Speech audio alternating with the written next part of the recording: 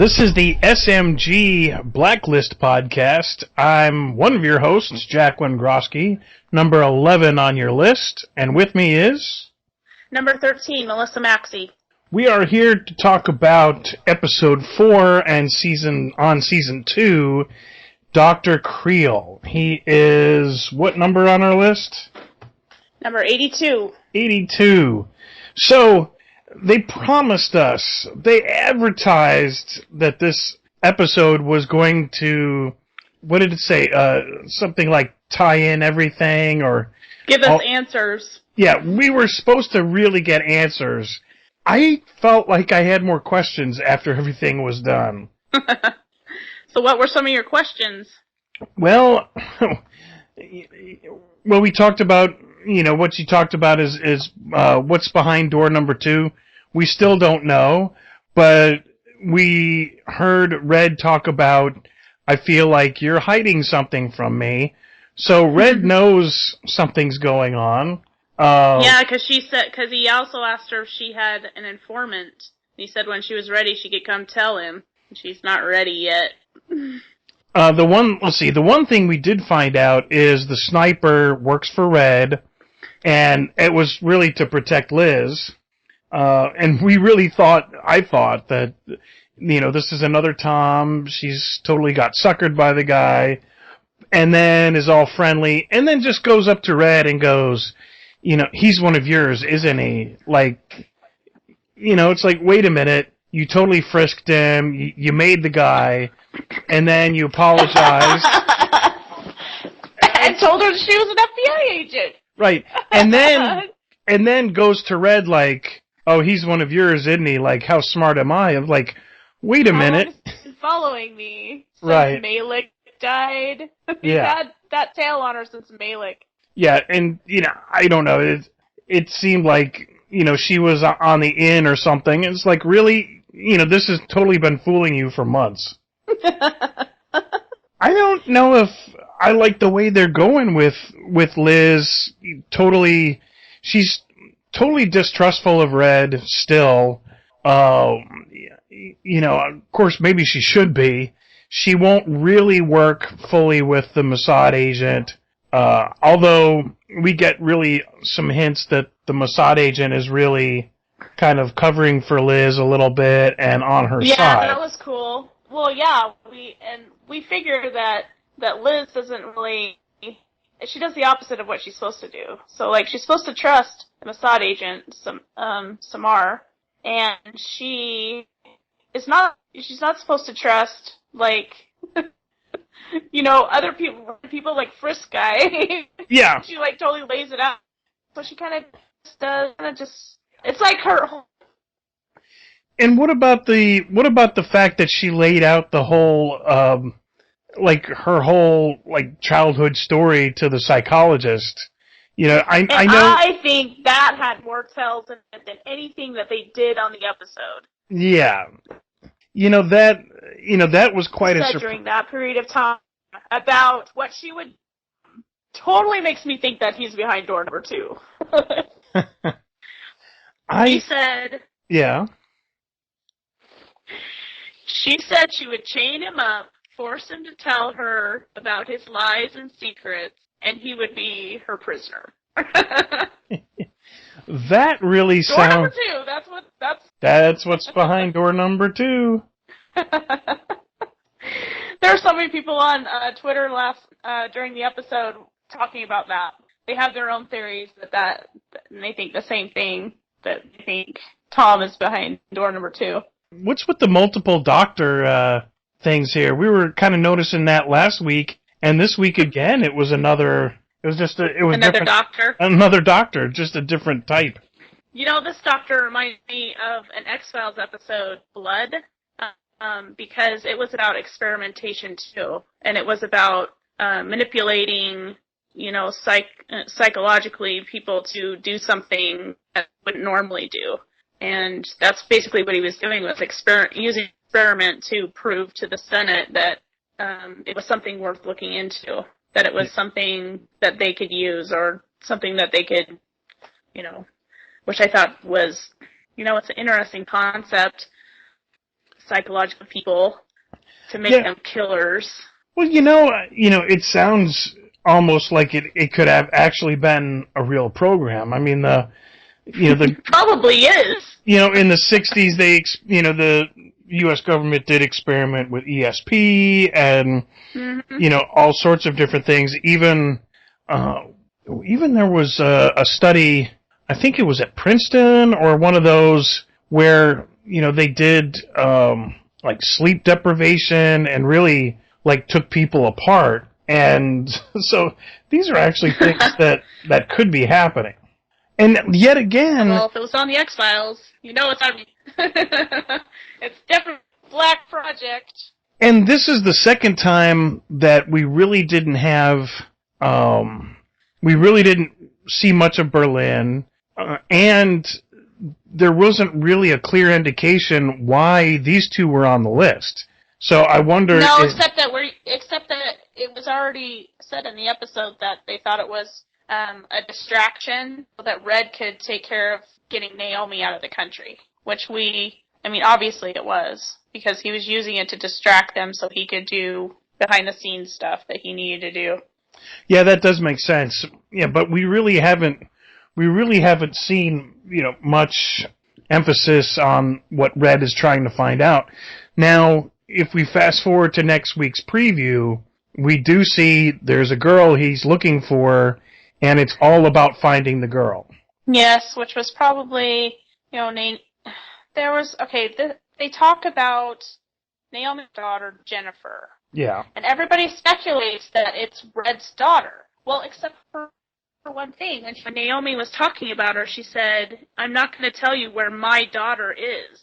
My daughter. She didn't say our daughter or your daughter. Say it was his daughter. He never once said his daughter. He always called her Jennifer. So there may be some link. He never once said. So maybe that's what he's... For some reason, maybe it is Jennifer. And Naomi was very insistent. About if Red, asking Red if he had talked to Liz about, who... She said that several times in the episode. Have you talked to Liz about, have you talked to her? Oh, yeah, and even, you have to tell her.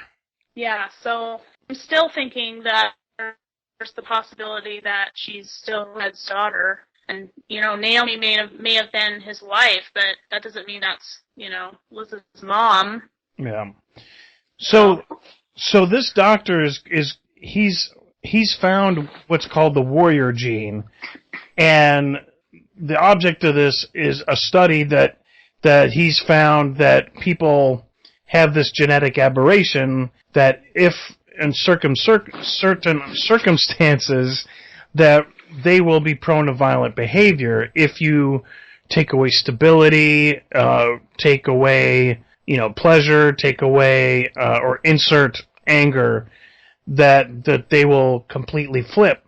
And, it's kind of seems like loosely based on what we've seen at Virginia Tech and, some of these, there have been, bank shootings and things where they go in and somebody's lost their property. So, I think they've really taken a page out of kind of real life and worked it into, this Dr. Creel episode. Right. The MAOA2R gene. That's what they said. Antisocial behavior turning them into killers. And, that's saying that this came out of the Human Genome Project. Yeah. It would be interesting to find out if that's actually a thing. But, the doctor, he kind of reminds me of the guy from, what was that TV show where he was a chemist and, his son and another scientist. Are you talking about The Fringe? The Fringe. Did this guy remind you? Show. Did he remind you a little bit of that guy? Well, of the scientist? Yeah. The father? Yeah, a little bit. Yeah, just being the Dr. Creel being just a little crazy and pulling out his hair and... Yeah. That was creepy. That was...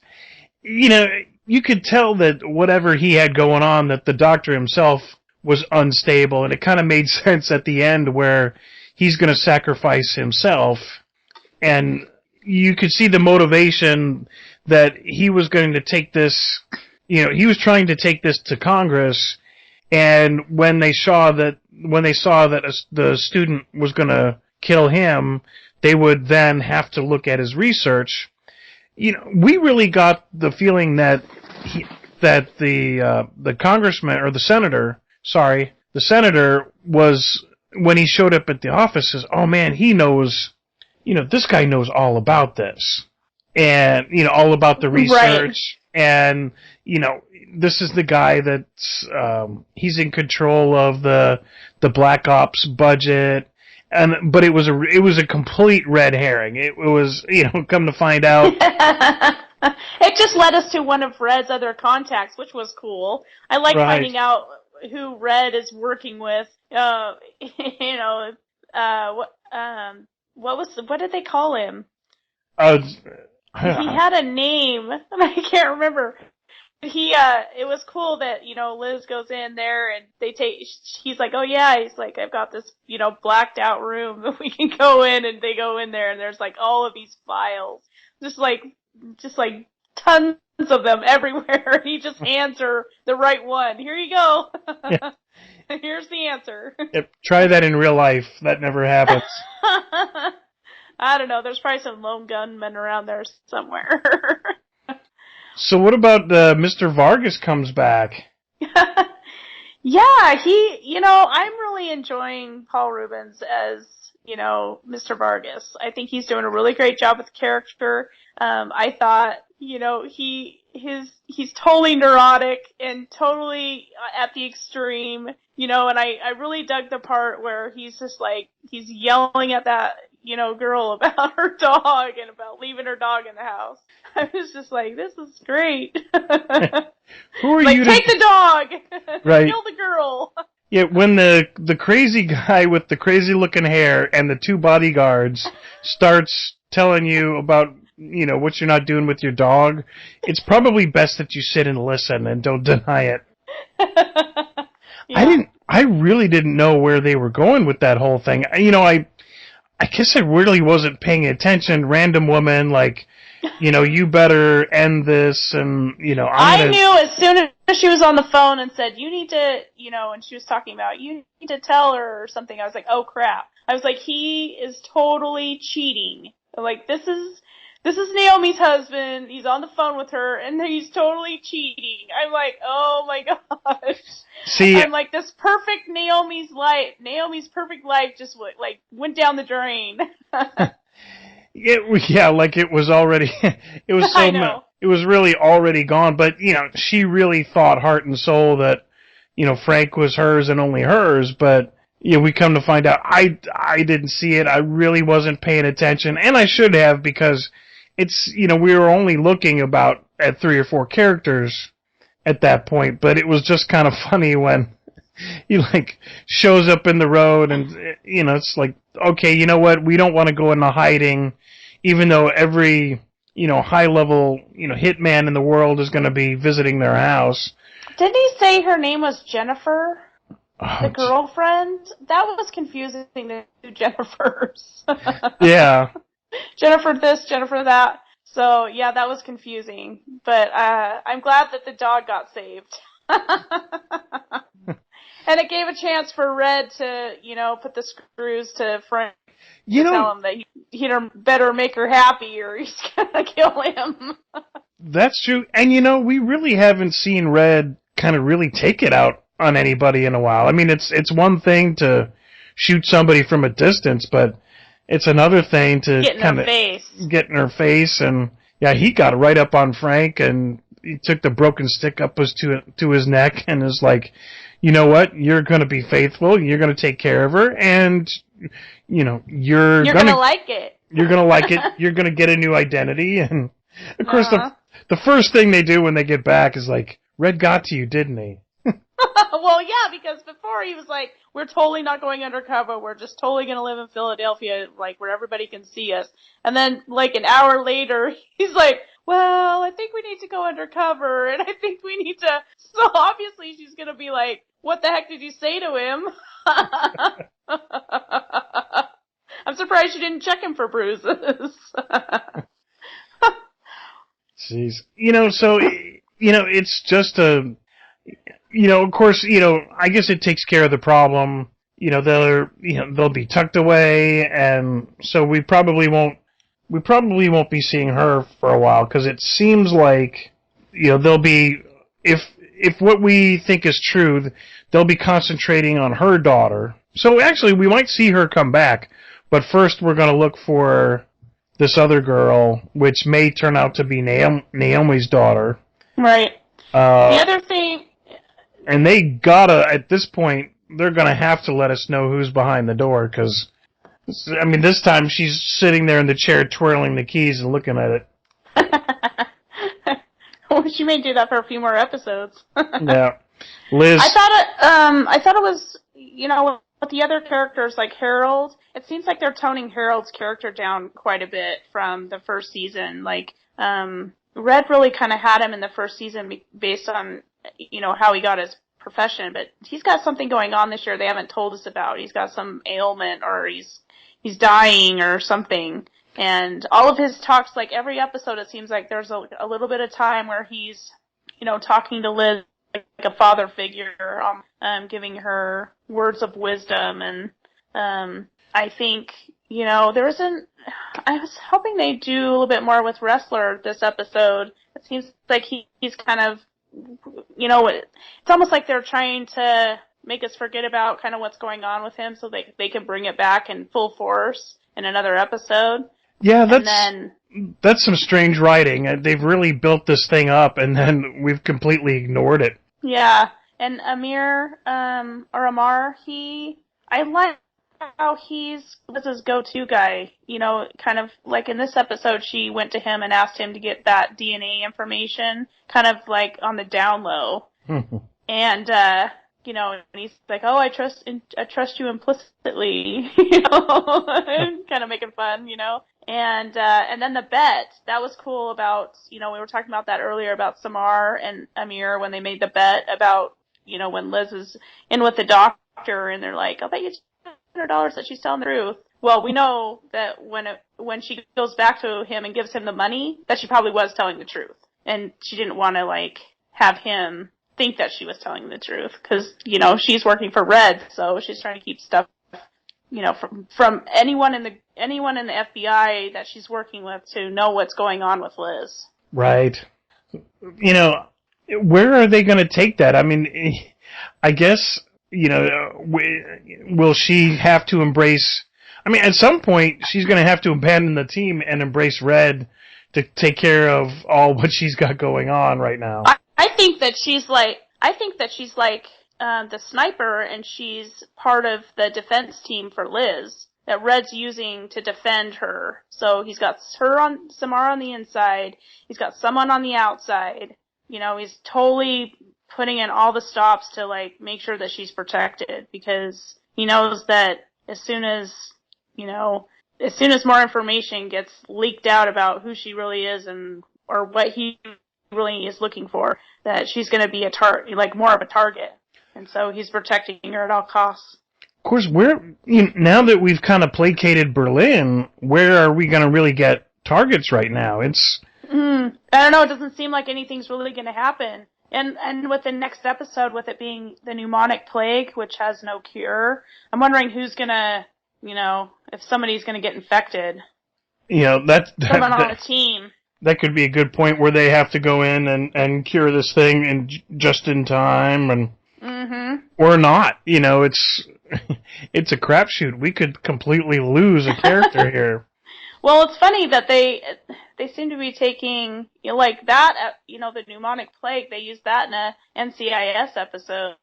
Yeah. Tony got infected, so I think that's kind of funny that they're rehashing some stuff that's been already done before. Especially with the Ebola scare going on right now. I'm like, dang it! Why does Texas have to be ground zero? I love Texas. You love Texas up from Idaho? What's the deal with that? I don't know.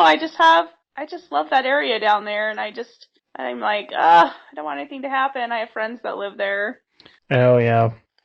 Yeah, when you wait like 2 or 3 weeks to respond to a very contagious super virus, then yeah, it's going to get around. But and now the second person's infected. Oh. Right. Well, and they're going to probably be dealing with very many issues about that on the show. Yeah, I think that they will be too. And I'm sure part of the Ebola thing is why they rehashed this, because yes. It's really on everybody's mind. Yes, it is. So what else happened? Was there anything else that happened in the episode that you... Oh, so what was your favorite Red saying? He only had a few sayings this episode. Oh, jeez. God, I know he said, right at the beginning when he was telling her about Dr. Creel, he said, strap on your tinfoil hat, Lizzie. Oh, yeah. Yeah, because all the government conspiracy, they're always, like the guys that wrap their heads in tinfoil to protect from like solar or what do you call that? Electromagnetic radiation. Mm-hmm. So, I know that when you tweeted out to James Spader on Twitter if I knew better, I'd say you were hiding something. He actually responded back and said, I think you know better, #infinite doors. So I was like, ooh. Thank you, James Spader. Oh, yeah. And we kind of figured, because he said this, I think, at least in the last episode, and maybe the one before that. Like, this is a phrase that he's kept repeating. And, so when I wrote that down, I knew that was pretty significant, and I really didn't expect him to reply to that. Yeah, he does a really good job. He replies to us quite a bit. Another one is the day Raymond Reddington walked into my life, everything changed. Oh, yeah. Oh, yeah, because Liz finally gets to Naomi. He has Amar, do some coordination on Red's cell phone, which I'm like, doesn't he protect that? Doesn't he protect that better? Because that seemed easy to triangulate where he was.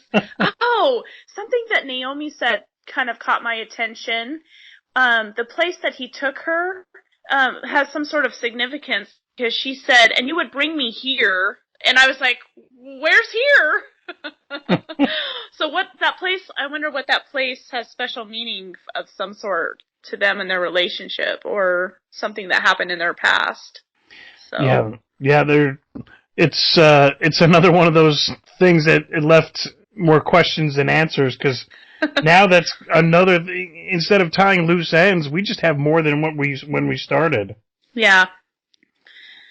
Megan Boone's tweet here is, damn it, open the open the door.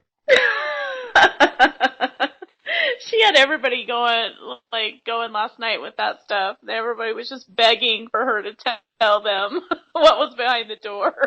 Sitting there. Oh yeah, she was like, they were making up a hashtag for her too, because they were trying to find a cool name for Crazy Liz. And she was like, how about Chrissy? Or, it was just like all these like hashtag names trying to get people to decide which one would be her. Yeah, I think it's fun that they get on and tweet with, that the cast jumps on Twitter during the show and tweeting with all of the fans. That makes it really engaging for all of the fans. And then they do a bunch of pre-work too, where they'll send out photos, and they use all of the social media aspects. They're on Instagram and Facebook and Twitter, and they tweet out during the week. They send us little, mini videos from YouTube. They have a handle on everything, and I think they're doing a great job. So here's one of the things I've seen on entertainment talking about a few loose ends, and they say, behind the door, we still don't know. Tom does seem a little obvious. So if it's not him in the room, who is it? after giving Liz back her lab results, why did Samar tell Liz wasn't telling the truth to Dr. Creel about wanting to kill Tom? Basically saying that she didn't have the warrior gene. Was Samar lying to help Liz save face? If she does have it, who we met so far that does make her most likely to be genetically linked to, Red, who definitely has it. Something tells me that it's not the last we'll see of those lab results. Well, that's a good point. Maybe she's maybe she's part of the experiment. Well, I mean, that could be, why would everybody come down on this, poor government officer that Red used to be, if, maybe it was, some sort of... Maybe he was part of the experiment. Yep. Maybe he was part of the original experiment. Maybe his offspring are part of it, too. That could be, although... That's an interesting twist. I tell you, as much as she got whooped by Tom and got the upper hand and broke all his thumbs and then he got away, I don't know that her warrior gene is fully developed yet. So many times I really wanted to Liz to kind of step it up a little, but it took so long, and even there was just a bunch of, I think there were a lot of fan reactions that really said just about the same thing. It's like, come on, step it up here. Just a bit. Yeah. I'm hoping that they'll have a little, maybe with the next episode when it's going to be something where it's, the pneumonic plague, where it's a little bit more high anxiety and stress, that maybe there'll be some, a little bit more action going on. Yeah. Like, even if it's just them fighting or something. I mean, just like verbally fighting and not physically. Just to kind of give us something more to, because when it's like, they say stuff that they either say stuff that's true or they say stuff that to hurt the other person. So I'm looking for some sort of Red and Liz kind of, blow up session. They haven't had one of those in a while. I'm just waiting for Liz to just kind of go off. Oh, between her and Red? Yes. I mean, she's kind of still, to me, like the petulant teenager that, she seems like she's sulking and slamming doors and I'm just not going to talk to you, yet they're still working together and we know they have to. Well, I wonder and then the whole wrestler thing with his, addiction, if they're going to actually go forward with that and make something happen or make him mess up and have to, suffer the consequences or... Yeah. How did you like when, she used the prescription pad to write down... Oh, God. The code? Yeah, I was just going to say, that was, what were the, nail-biting moments of the episode? And that was definitely one of them. I was just on the edge of my seat going, oh my God, Liz is going to get caught. Right, like, who sent you? And it's like, oh, I get what's going on. You're stealing scripts. And then it's like, well, you even intrigue me more. It's like, and then... Yeah, that worked to her advantage. It did, and I liked where she, rather than give it back to him, she tore it up and then brings it, when she gets done, she brings it back to the hideout van where they're monitoring all the conversations and, she says, I have it here, it was like magic, but not before. Yeah, like, do you have the numbers? Oh, yeah, they showed her magic trick. That's one of her secret things that, we know that they've talked about or they've showed us before, but now they're showing it again, so maybe we'll find out more about how she learned her magic tricks. That's true. Maybe she's not a federal agent at all. Maybe she's a magician that's been put in there by the federal government. Houdini Liz. Houdini Liz, and she's supposed to make Red disappear. Maybe. In her undercover life as a federal magician. Yeah, it's really undercover. Like, maybe she's undercover. Posing as an FBI agent. So it looks like... She's been working for Red all along. I hate to say it, but, this episode, we raised a couple questions, but, more than they promised the answers that they promised. but I don't know that there's really got much any answers. Got any answers. I think we really kind of got to the crux of this episode, and really the next episode seems like the one they really should have advertised, because, we are going to find a little bit more about the girl. I think this next episode is really where we're going to see who's behind the door.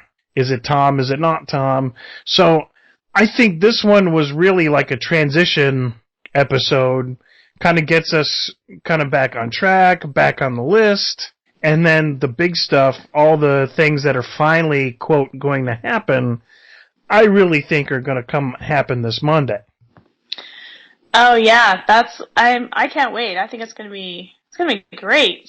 I mean, I hope it's gonna be a little bit more high action. Running around. I hope there's gonna be I hope Red's gonna have to save somebody's life. Or we're gonna have to save, or maybe he's gonna contract pneumonic plague and they're gonna have to save his.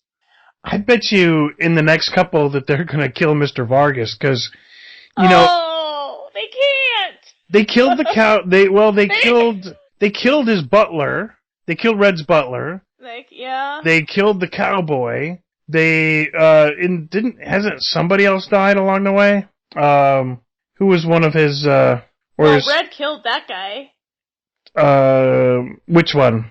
Red killed, his butler? Yeah. Yeah, oh yeah, but, he had succumbed to outside pressure. And, that outside pressure, was that Berlin? Or are we still going to find out something's in the lurk? Oh, I don't know. They're just giving us more questions all the time. I mean, if we go back to season 1, there's still stuff that hasn't been answered. Yeah. I'm starting to have the feeling that they do that on purpose, and just to kind of leave it up in the air and really just never get back to it. Make us wonder forever. You know what? We don't have to tap the loose ends. They're just loose ends. Yeah. It's part of, the Spader magic. Not every question needs an answer. I liked how when Liz showed up to talk to Naomi, that Red was kind of lurking in the background. And he waited till the opportune moment when Naomi was going to reveal something to, bust in. I don't think she was going to really reveal anything. I think she was trying to get, cause she wasn't saying anything. She knew that, Red wasn't very far away and she wasn't going to give her any information. But it seemed as though she was trying to get her to come to her own conclusion. Well, yeah, she told her that Red was using her, manipulating her. Right. So now she's going to be even more suspicious. I think she'll do the opposite of what she's supposed to do. I think it'll make her trust Red more, which is insane. Yeah, that's right. All right. She's she's like the pet that you come and you say, "Come here," and they run the other way. Hopefully, I don't know. I think I'm hoping Liz's compass comes back. Straightens back up by the end of the season. I know. I like that she's, crazy Liz, but I want her to be a little bit, I want her to know more about what's going on. Yeah, I think a lot of people do. They want her to be a little more the stronger FBI agent, and a little more FBI agent, a little less crazy Liz, but, really kind of retain that little bit of character that might make you believe that she could actually have Tom locked up. Because, I think we're kind of hoping for this juicy little thing, but... Maybe it's the cowboy. Yeah. Because they gotta bring the cowboy back. Wouldn't that be random? Oh my gosh, that would be totally awesome. I would be cheering. Like everybody's waiting for it to be Tom, and they open it up, and it's the cowboy. Oh, I would love that so much. That would be crazy. Okay, crazy Liz, what'd you do this time? Yeah, I don't I think we're just going to have to wait until next week and just to kind of see what happens. Is anything you want to add? No, I think that about covers the whole episode. It does. I was really excited about this week, but now that I've kind of seen it, I think I'm a little more excited about next week. Yeah, me too. It's all about the girl. That's what they say. Yeah, it's about the girl. All right. Well, I guess we will wrap it up here. This has been the SMG Blacklist podcast, brought to you by the Southgate Media Group. You can go to our website, www.southgatemediagroup.com, where you can find blogs and other podcasts and episodes and our sponsors. You can review us on iTunes. We've got 10 5-star reviews. Anybody out there can add to that if they want to, and it would be very nice. You can catch us on Twitter at BlacklistPod, and mine is at Jay Wengroski, and Missy, yours is? At MS Maxi. And now you have Instagram and... We have an Instagram and we have a Tumblr account, the Blacklist Pod, and our Twitter account, Blacklist Pod. And that Twitter account has just been going crazy. We love Twitter. It's so fun to be on there and to talk with the fans about the show and their speculations of what's going to happen and what they liked about the episodes and what they're looking forward to in the next episodes. It just is a really great environment for fans. It's just, and live tweeting with the cast it's been exceptional. It is, especially now that Red is actually tweeting us back. I know. Thanks, James Spader. All right, well, I guess that's about it. Until next time. See you then. If you would like to donate to help pay for this and other Southgate Media Group podcasts, simply go to our website, southgatemediagroup.com, and click on the donate button. It can be as little as $1 or, well, as much as you want. Help keep this fun going by supporting this and our other shows. Thanks again for listening, everyone. You're the best fans in the world.